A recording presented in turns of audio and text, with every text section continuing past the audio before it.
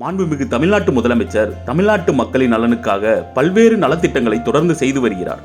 அதைத் தொடர்ந்து தமிழ்நாட்டு மக்களுக்கு சிறப்பான பயண அனுபவத்தை வழங்க சென்னை பெருநகர மாநகராட்சியில் அதிநவீன எலக்ட்ரிக் பஸ் கடந்த சில மாதங்களுக்கு முன் அறிமுகப்படுத்தப்பட்டு பொதுமக்களின் சிறப்பான வரவேற்பை பெற்றுள்ளது.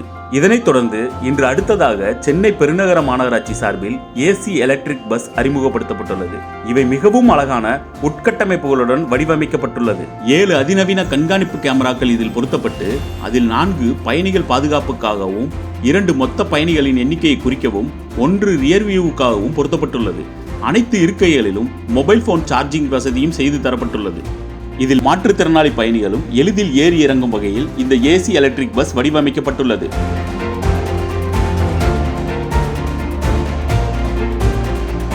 மேலும் அனைத்து பயணிகளின் பாதுகாப்பை உறுதி செய்ய அனைத்து இருக்கைகளுக்கும் சீட் பெல்ட் வசதி, தீ விபத்து ஏதேனும் ஏற்பட்டால் அதை தடுக்கும் விதமாக தீயணைப்பான் வசதி, விபத்து ஏதும் நேரிட்டால் எளிதில் தப்பிக்கும் வகையில் அனைத்து ஜன்னல்களிலும் அவசரகால வெளியேற்ற வழியும் அமைக்கப்பட்டுள்ளது.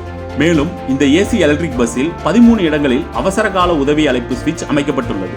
பயணிகள் தங்கள் நிறுத்தத்தை எளிதில் அறிந்து கொள்ளும் வகையில் சிஸ்டமேட்டிக் வாய்ஸ் ஓவர் அமைக்கப்பட்டுள்ளது.